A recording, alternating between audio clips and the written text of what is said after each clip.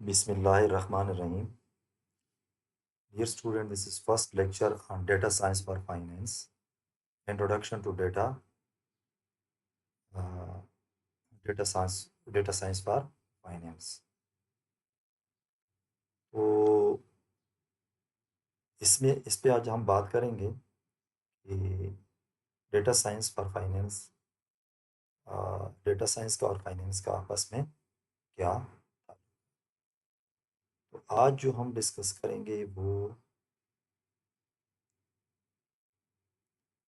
Learning objective हमारा क्या है इस लेक्चर के लिए। Understanding the concept of data finance, यानी ये लेक्चर सुनने के बाद एटलीस्ट आप इसके काबिल हो जाएंगे। Explain the role of data science in finance, identify different types of financial data, understand data science workflow, recognize application of data science in banking, investment and insurance and in fintech, or differentiate between traditional financial analysis and data driven finance, और आखिर में understand basic tools and technology used in financial data science. ये हम इसी में discuss करेंगे। अच्छा, data science है क्या चीज़, इसी के ऊपर हम बात करते हैं कि व्हाट इज डेटा साइंस।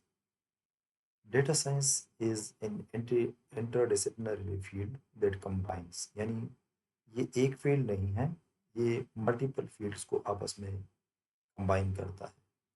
जिस तरह स्टैटिस्टिक है, मैथमेटिक्स है, कंप्यूटर प्रोग्रामिंग है, मशीन लर्निंग है, आर्टिफिशियल इंटेलिजेंस है, और जिस सब्जेक्ट के बारे में आप for example data science use करते हैं, फाइनेंस, लेट सपोज हम फाइनेंस में यूज़ करते हैं, तो फाइनेंस का नॉलेज भी आपको आना चाहिए। फाइनेंस का क्या नॉलेज है, फॉर एग्जांपल आप इसको एसेट प्राइसिंग के लिए यूज़ करते हैं, आप इसको प्रेडिक्शंस के लिए यूज़ करते हैं, स्टॉक रिटर्न की, आप इसको फ्रॉड डिटेक्शंस के लिए यूज़ करते हैं, तो डोमेन नॉलेज आपके लिए ज़रूरी है, अदरवाइज आप इसका एप्लीकेशन नहीं कर सकेंगे। For example data science when applied in finance, the person who are applying data science in finance must know about the domain knowledge of the finance। ये जब ये कंबाइन करता है इन मुख्तलिफ इंटरडिसिप्लिनरी फील्ड को, तो उसी के बाद उससे यूजफुल इंसाइट, यूजफुल इंफॉर्मेशन निकालता है डिसीजन मेकिंग के लिए। तो ये क्या हुआ, data science is basically interdisciplinary field, वो मुख्तलिफ फील्ड को कंबाइन करता है और उसी के बाद उससे जो इंफॉर्मेशन, जो इंसाइट्स मिलते हैं वो डिसीजन मेकिंग के लिए। तो अब डेफिनेशन क्या है, data science is a process of collecting, analysing and interpreting data to solve a real world problem. इसी के लिए डेटा साइंस यूज होता है। मूविंग फर्दर, अब फाइनेंस क्या चीज़ है, फाइनेंस में मुख्तलिफ एरियाज हैं। Finance is the management of money, investment, assets and risk. तो मेजर एरियाज जो है वो कॉर्पोरेट फाइनेंस है। कॉर्पोरेट फाइनेंस डील करता है कैश, वर्किंग कैपिटल मैनेजमेंट, जिसमें कैश, इन्वेंट्री, अकाउंट रिसीवेबल, ये चीज़ें डील की जाती हैं। और इसी में कैपिटल स्ट्रक्चर के डिसीजन भी होते हैं, डिविडेंड पॉलिसी की भी डिसीजन होते हैं। इसी में आपके लॉन्ग टर्म प्रोजेक्ट के भी डिसीजंस होते हैं, इसी में मर्जर एंड एक्विजिशंस के डिसीजन होते हैं। तो corporate finance related to the corporate और कंपनीज। इन्वेस्टमेंट मैनेजमेंट, इसमें इंडिविजुअल भी इन्वॉल्व होते हैं और इसी में कंपनीज भी इन्वॉल्व। तो ये बैंकिंग में भी, यानी फाइनेंस बैंकिंग को भी वो करता है, जिसको हम फाइनेंशियल मार्केट इंस्टीट्यूशंस है, वो इसके नीचे फाइनेंस के scope. Financial markets and institutions, इसी में बैंक, इंश्योरेंस और ये सारी चीज़ें आ जाती हैं, यानी इन तीनों को मिला के हम कहते हैं फाइनेंशियल मार्केट्स एंड इंस्टीट्यूशन। इसके अलावा रिस्क मैनेजमेंट है, फिनटेक है। फिनटेक मीन्स कि टेक्नोलॉजी का यूज़ फाइनेंस में।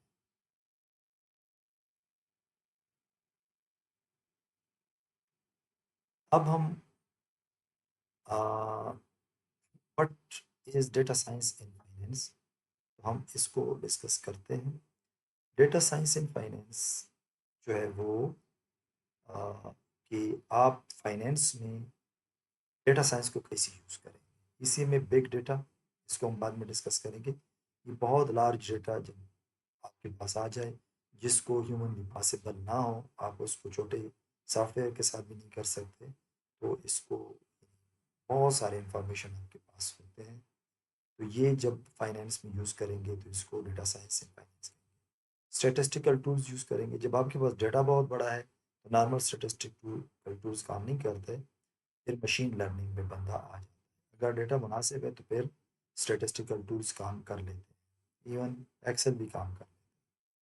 उसी के बाद आप इस डेटा की बुनियाद पर बहुत सारा डेटा आप दे देते हैं machine, financial data machine learning में या किसी और टूल्स में, वो उसके ऊपर कोई मॉडल डेवलप करते हैं, उसी के ऊपर प्रिडिक्शंस कर लेता है। तो प्रिडिक्टिव एनालिटिक्स भी बनाए जाते हैं प्रोग्रामिंग लैंग्वेज जैसे पाइथन वगैरह।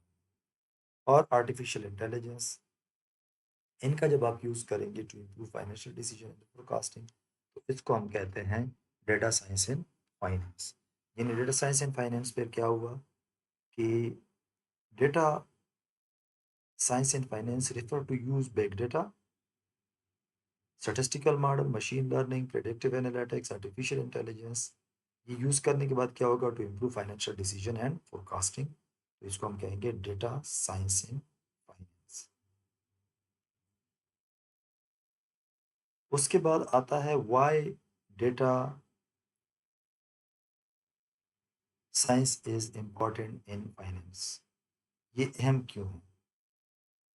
क्योंकि मॉडल फाइनेंशियल इंस्टीट्यूशन जो है वो बहुत बड़ा डेटा हैंडल कर रहे हैं, huge amount of data her second में। अगर आप स्टॉक मार्केट को देखें तो बहुत ह्यूज डेटा वो जनरेट कर रहा होता है और हैंडल कर रहे हैं। तो फाइनेंशियल इंस्टीट्यूशन जब इतना बड़ा डेटा वो करते हैं, तो इसी की एग्जांपल पहले हम इसी, फिर इसको मैनेज करना मुश्किल होगा, तभी डेटा साइंस का यूज़ यहाँ पे आ जाए। तो लार्ज डेटा में क्या क्या चीज़ें आती हैं, स्टॉक मार्केट ट्रांजेक्शन और credit card transaction, mobile banking data, customer behaviour और फाइनेंशियल स्टेटमेंट्स। ये तो अगर देख लें तो ये अभी ज़्यादा इसी वजह से हुआ कि साल में चार, यानी first quarter, half annual, third quarter और एनुअल फाइनेंशियल स्टेटमेंट बनाए जाते हैं और बहुत सारी कंपनीज के बनाए जाते हैं। क्रिप्टो करेंसी ट्रांजेक्शन सिर्फ ये एग्जांपल्स नहीं है, ये चीज इसके अलावा भी बहुत सारा डेटा हम देख सकते हैं कि फाइनेंशियल इंस्टीट्यूशन जनरेट कर रहे होते हैं। तो इसको ट्रेडिशनल मेथड्स एफिशिएंटली प्रोसेस नहीं कर पाता इतनी बड़ी वॉल्यूम को, फिर हम क्या करते हैं, फिर डेटा साइंस यहाँ पे जगह ले लेता है इस चीज़ की, ट्रेडिशनल मेथड्स की या ट्रेडिशनल सॉफ्टवेयर्स की। तो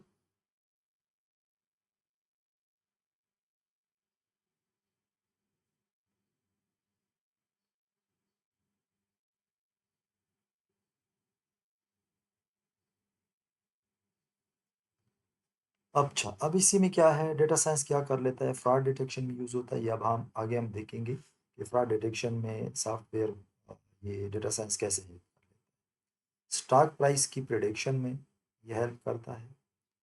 क्रेडिट रिस्क असेसमेंट में भी बिग डेटा हेल्प कर लेता है। ऑटोमेटेड ट्रेडिंग, यानी अभी तो ट्रेड बोर्ड्स आ गए हैं, रोबोट्स की तरह होते हैं, वो आपके लिए खुद ट्रेडिंग कर रहे होते हैं, आप उसी में अपने क्राइटेरिया फिट फिट कर लेते हैं, वो आपकी जगह जो है वो ट्रेडिंग कर रहे हैं। अच्छा, ये बिग डेटा कस्टमर सर्विसेज को इम्प्रूव करने के लिए भी यूज़ किया जा सकता है। इन्वेस्टमेंट पोर्टफोलियोज को ऑप्टिमाइज करने के लिए भी ये डेटा साइंस हेल्प कर लेता है। ये तो चंद एग्जांपल्स हैं, but it helps much more in the field of finance.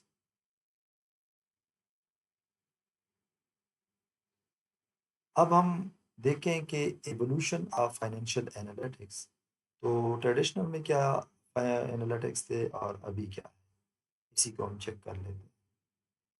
अगर हम गौर कर लें तो पहले ट्रेडिशनल फाइनेंस में मैनुअल एनालिसिस, अभी जो है अभी ऑटोमेटेड एनालिसिस होते हैं, चाहे वो आप एक्सेल से कर रहे हो या स्टाटा से कर रहे हो या आर से कर रहे हो या पाइथन से कर रहे हो, लेकिन ये ऑटोमेटेड होते हैं। मैनुअल एनालिसिस बहुत कम है, यानी एक स्टैंडर्ड डिविएशन जो है वो बड़े डेटा का कैलकुलेट करना मैनुअली बहुत मुश्किल है। इसको ऑटोमेटिक तरीके से आप कैलकुलेट, इसी तरह एक मीन मैक्सिमम मिनिमम, ये तुम्हें सिंपल जो डिस्क्रिप्टिव स्टेटिस्टिक है वो मैनुअली कैलकुलेट करना कितना मुश्किल है। स्टैंडर्ड डिविएशन और रेंज ये मालूम कर, और पहले ज़माने में डेटा सेट भी स्मॉल होते थे। अब चूंकि डेटा बहुत ह्यूज है, बिग डेटा है, तो इसके लिए फाइनेंस जो है वो डेटा ड्रिवन होना चाहिए, यानी इसके लिए जदीद टूल की ज़रूरत है। ट्रेडिशनल फाइनेंस में हिस्टोरिकल फोकस होता था सारे डेटा की, कि भाई हमारा एसेट कितने थे, यानी जितना डेटा कलेक्ट किया जाता था वो हिस्टोरिकल बेस होता था। पिछले साल के साथ कंपेयर किया जाता था इस साल को, तो फाइनेंशियल स्टेटमेंट का डेटा भी हिस्टोरिकल है। इसी तरह आपके पास ज़्यादा अच्छे मॉडल नहीं थे, जिस तरह मॉन्टे कार्लो साइमुलेशंस हुआ और प्रेडिक्टिव मॉडल हो गए जिसके ऊपर आप फ्यूचर को, यानी फ्यूचर डेटा को जनरेट कर सकते हैं। आज के डेटा में फोकस जो है वो फ्यूचर के ऊपर, हम प्रिडिक्शन कैसे कर, यानी करीब तरीन हम कैसे प्रिडिक्ट कर लें कि किस स्टॉक की क्या प्राइस फ्यूचर में होगी, या कौन सी कंपनी फ्यूचर में कितना वो कमाएगी। अच्छा, इसी में ह्यूमन जजमेंट यूज़ होता था, अभी भी ह्यूमन जजमेंट यूज़ ही होता है, लेकिन एआई असिस्टेड डिसीजन होते हैं, यानी आर्टिफिशियल इंटेलिजेंस आपको इंफॉर्मेशन जनरेट करके दे देता है और आपको सजेशंस दे देता है कि आपकी दी हुई सिनेरियो के मुताबिक आपका यह डिसीजन होना चाहिए, आपको इधर चलना। पहले एक्सेल बेस्ड एनालिसिस थे, अभी चूंकि डेटा बहुत ज़्यादा बड़ा है तो अभी मशीन लर्निंग मॉडल्स यूज़ होते हैं एनालिसिस के लिए। इसके लिए आजकल जो टूल यूज़ होता है वो पाइथन है।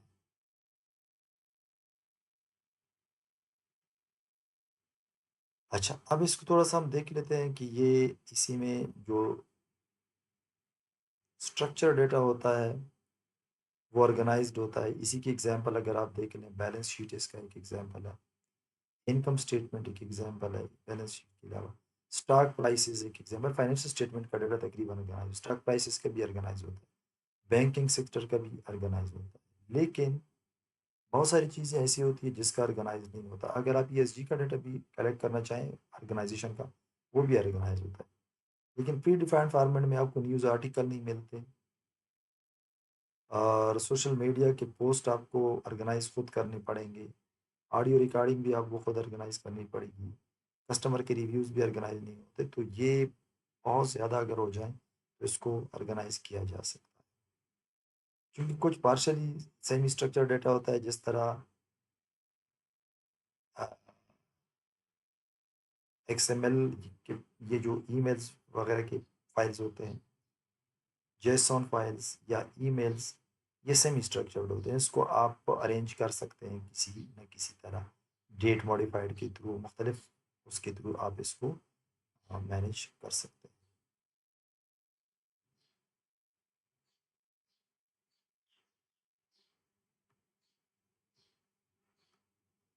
अच्छा, सोर्सेज ऑफ फाइनेंशियल डेटा को अगर हम देख लें तो वो कहाँ से आते हैं।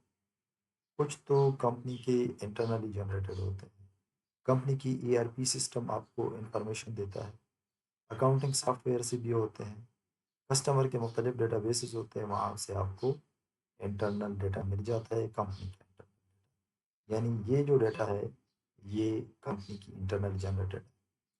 एक्सटर्नल सोर्सेज क्या है कंपनी के अलावा, स्टॉक एक्सचेंजेस हैं, सेंट्रल बैंक है जिसके आप डेटा यूज़ कर सकते हैं, फाइनेंशियल न्यूज़ वेबसाइट है, government databases, social media platform. तो ये जो है ये एक्सटर्नल सोर्सेज हैं। इसके अलावा भी मल्टीपल सोर्सेज हो सकते हैं फाइनेंशियल डेटा के। तो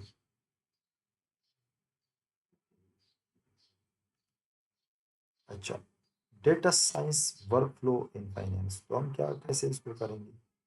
इसका वर्क फ्लो ऐसे समझिए कि सबसे पहले जो काम किया जाता है वो डेटा की गैदरिंग या कलेक्शन। मुख्तलिफ सोर्सेज है, आप इस डेटा को कलेक्ट कर सकते हैं। उसी के बाद डेटा क्लीनिंग होती है। डेटा क्लीनिंग इसको कहते हैं कि उससे आप क्या क्या चीज़ें रिमूव करेंगे। सबसे पहले आप इससे एरर निकालें, गलती हुई है। मिसिंग वैल्यूज़ मालूम कर लें कि कहाँ कहाँ पे मिसिंग वैल्यूज़ हैं। डुप्लिकेट रिकॉर्ड्स को आप हटा सकते हैं, यानी उसको आप ट्रीट कर सकते हैं। इसी के अलावा बी और डेटा क्लीनिंग की मेथड है जो कि यूज़ की, आउटलायर को भी आप हटा सकते हैं। तो ये जो है ये डेटा क्लीनिंग दूसरा स्टेप है। तीसरा है डेटा एक्सप्लोरेशन।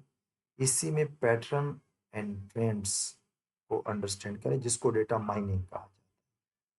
पैटर्न और ट्रेंड को अंडरस्टैंड करना डेटा माइनिंग कहा जाता है। ये डेटा एक्सप्लोरेशन थर्ड स्टेप। चौथा जो है modelling, using statistical and machine learning model.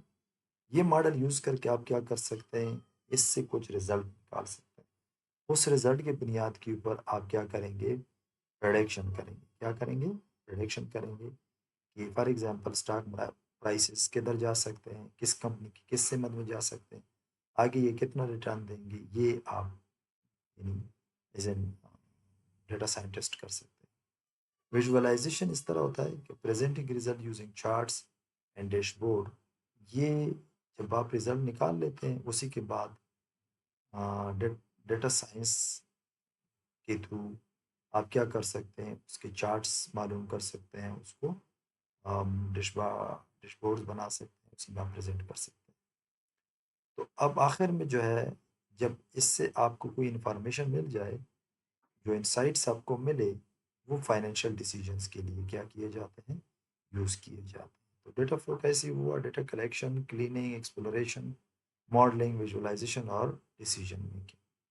तो ये स्टेप यही होंगे। हो सकता है कि किसी और अतर ने इसको थोड़ा सा और तरीके से उसको डिस्कस किया हो, लेकिन ज़्यादातर मोस्टली यही स्टेप हो।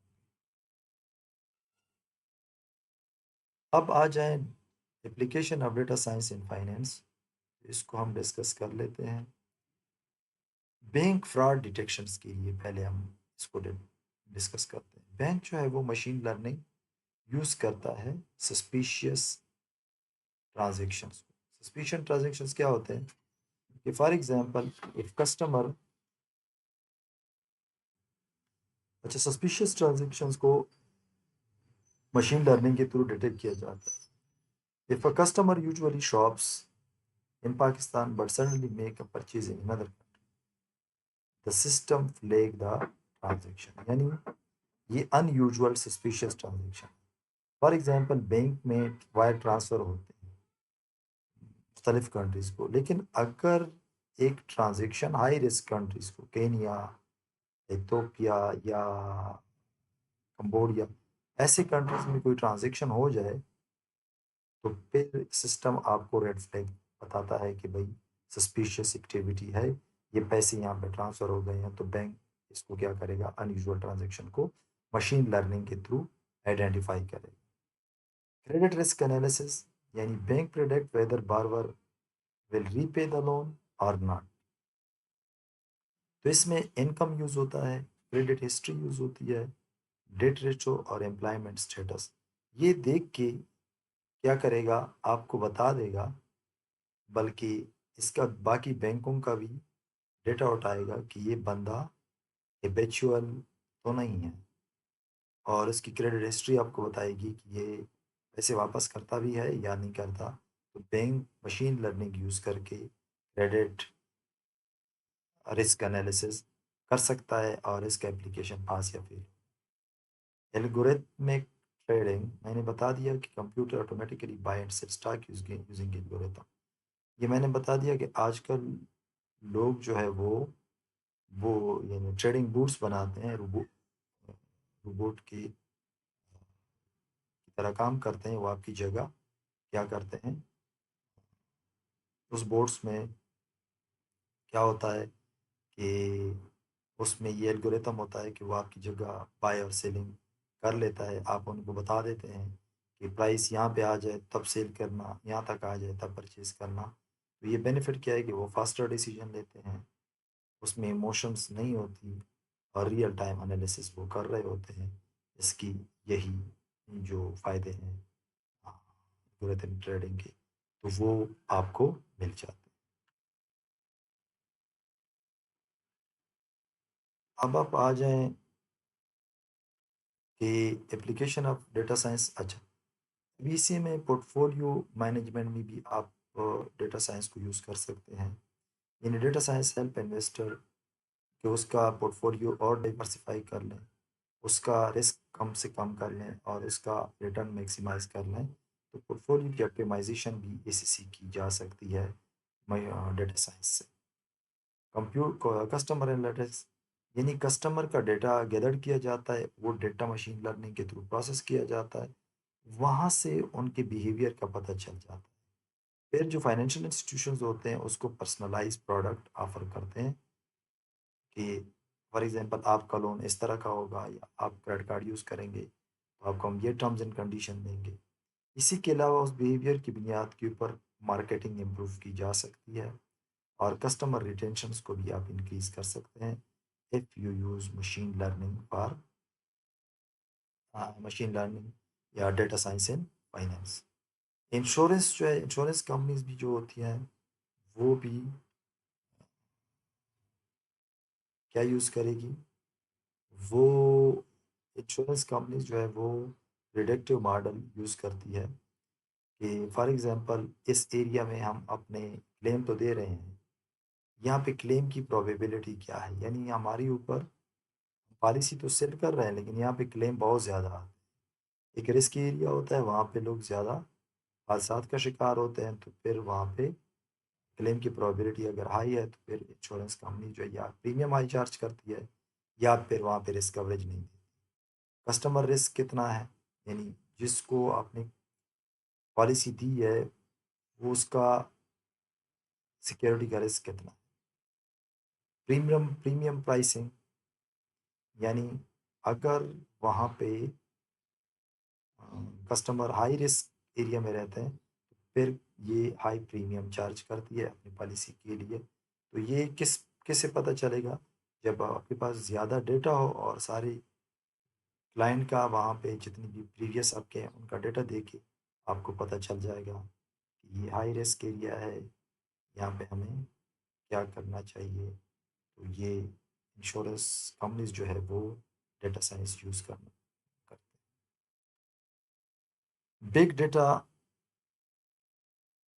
फाइनेंस, इसी को अगर हम देख लें तो big data in finance the 5 वीज ऑफ बिग डेटा। सबसे पहले जो वी है वो वॉल्यूम है, दूसरी वेलोसिटी है, तीसरी वेराइटी है, चौथी वेलोसिटी है और 5 वैल्यूज है। In large amount of data volume, in big data जो है वो ह्यूज अमाउंट में डेटा हो। स्पीड ऑफ डेटा जनरेशन, उसकी जो डेटा जनरेशन जो है उसका स्पीड बहुत ज़्यादा हाई होगा, यानी हर सेकंड के बाद नया डेटा आएगा और बहुत ज़्यादा आएगा। उसी के बाद डिफरेंट डेटा फॉर्मेट होंगे वैरायटी में, थर्ड वीज, और यानी फॉर्मेट डिफरेंट हो सकते हैं, स्ट्रक्चर्ड, अनस्ट्रक्चर्ड, सेमी स्ट्रक्चर्ड, इस तरह का डेटा आपको मिल सकता है। वेरासिटी, डेटा एक्यूरेसी, यानी जब आप बिग डेटा की बात करते हैं तो उसको जब आप प्रोसेस करेंगे तो वो उसकी एक्यूरेसी आप इंक्रीज करेंगे। वैल्यू, यानी इस चीज़ की वैल्यू क्या है कि ये बिजनेस के लिए यूजफुलनेस होगी, इसका इस्तेमाल बिजनेस में किया जा सकेगा। That is 5 V's of big data. अब आ जाएं machine learning in finance. Machine learning allows computer to learn pattern from data.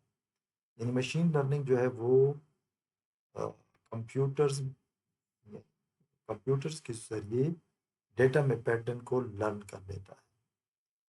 तो कंप्यूटर जब पैटर्न को लर्न कर लेता है उसी के बाद वो क्या करता है, कॉमन फाइनेंशियल एप्लीकेशन, ये स्टॉक प्रेडिक्शन में यूज़ किया जा सकता है, ये फ्रॉड डिटेक्शन में यूज़ किया जा सकता है, ये मैंने जिस तरह पहले भी डिस्कस किया ये क्रेडिट रेटिंग के लिए भी यूज़ होता है और ये कस्टमर सेगमेंटेशन के लिए भी यूज़ होता है, यानी कि कस्टमर में हमारी बिहेवियर के लिहाज से भी, प्रोडक्ट प्रेफरेंसेस के लिहाज से भी आप कस्टमर को इसी में इसकी सेगमेंटेशन कर सकते हैं।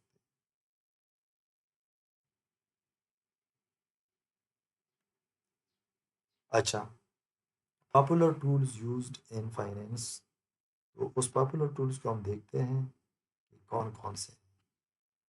सबसे पहला जो है वो है एक्सेल, यानी एक्सेल सबसे पहला होता है, ये बेसिक फाइनेंशियल एनालिसिस के लिए यूज़ होता है। इसी के बाद पाइथन है, प्रोग्रामिंग एंड एनालिटिक्स, ये बड़ा ह्यूज सॉफ्टवेयर है, सिर्फ फाइनेंस में यूज़ नहीं होता, ये हर फील्ड में यूज़ होता है। इसी तरह R, Stata R EViews statistical analysis है, लेकिन इसमें से आर थोड़ा सा पावरफुल है, ये लैंग्वेज है, और ये स्टेटिस्टिकल एनालिसिस के लिए यूज़ होता है डेटा। इसी के बाद जो स्टैंडर्ड क्वेरी लैंग्वेज है वो डेटाबेस मैनेजमेंट के लिए यूज़ होता है, यानी आपका डेटाबेस जो है वो अ, कैसे मैनेज किया जाता है, क्या डेटाबेस से आपने निकालना होता है, क्या उसी में क्रिएट करना होता है, उसके लिए एसक्यूएल यूज़ होता है। पावर बीआई, पावर बीआई क्या चीज़ है, यानी डेटा विजुअलाइजेशन के लिए पावर बीआई यूज़ होता है। टैब्यू, ये बिजनेस इंटेलिजेंस के लिए यूज़ होता है। और हार्डूप और स्पार्क बिग डेटा प्रोसेसिंग के लिए ये सॉफ्टवेयर यूज़ हो रहे हैं। अच्छा, role of artificial intelligence is finance, artificial intelligence का क्या रोल है, तो सबसे पहले इसको आप समझें कि AI system can automate financial task, यानी आपके फाइनेंशियल टास्क जितने भी होते हैं वो इसमें ह्यूमन इंटरवेंशन को कम करेंगे आपके लिए। और इसमें क्या होगा, इसी में कंप्यूटर आपके लिए ऑटोमेटिक तरीके से ये टास्क करेंगे, financial task, analyse market segment sentiment, और प्रोवाइड रोबोटिक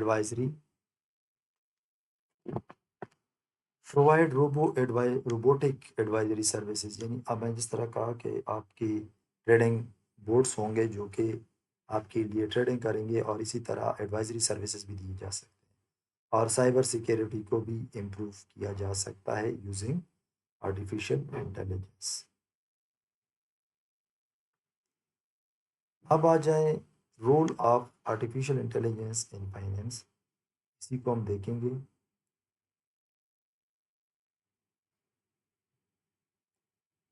तो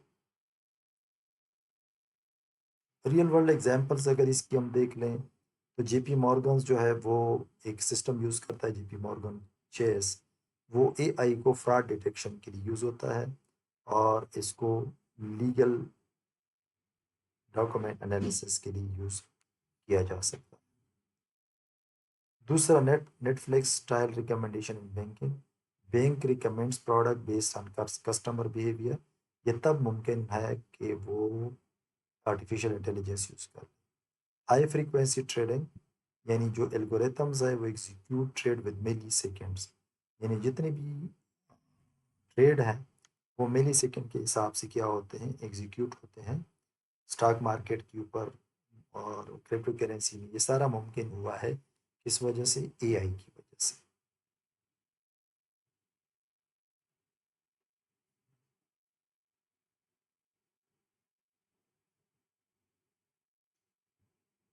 अच्छा, चैलेंजेस क्या है इसमें, डेटा साइंस में, तो सबसे पहले जो चैलेंज है वो डेटा प्राइवेसी है, यानी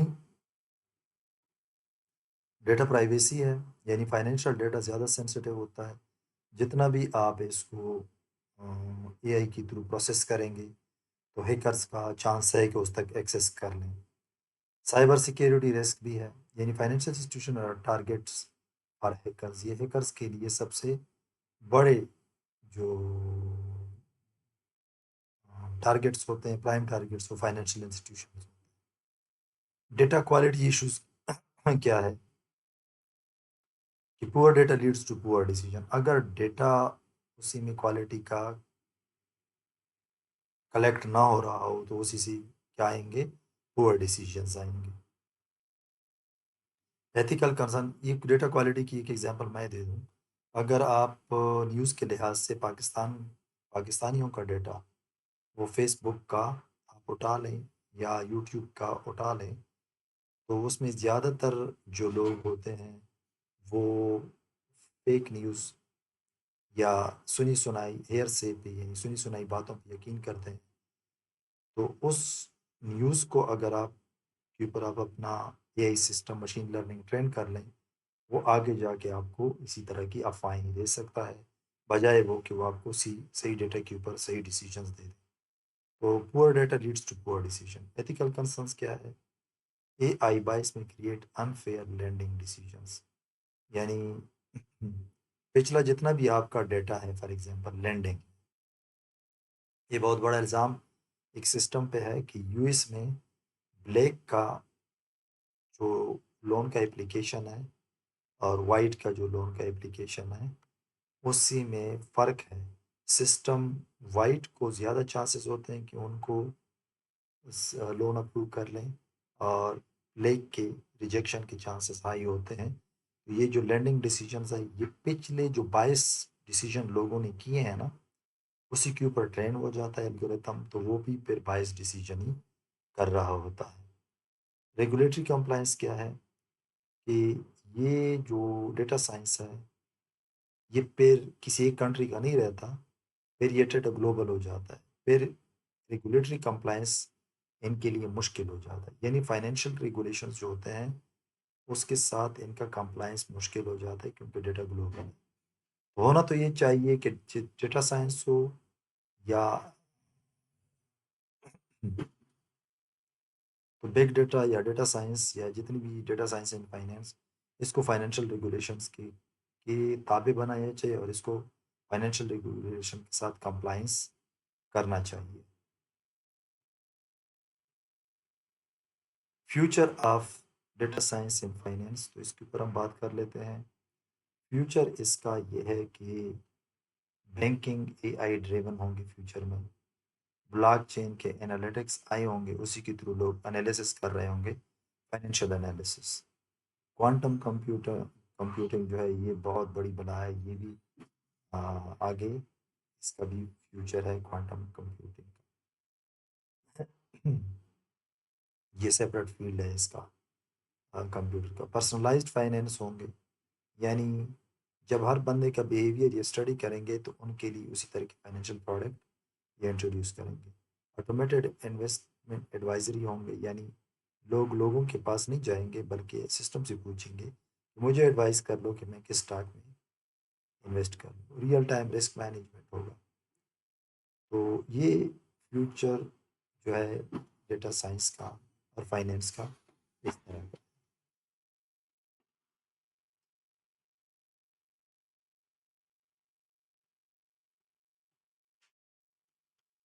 तो ये आज के लेक्चर के लिए इतना ही था। Thank you for listening me. Coming में हम डेटा के टाइप्स, कमिंग लेक्चर में हम डेटा के टाइप्स के ऊपर बात करेंगे कि time series data, panel data और क्रॉस सेक्शनल डेटा, इसके ऊपर हम बात करेंगे। Thank you so much.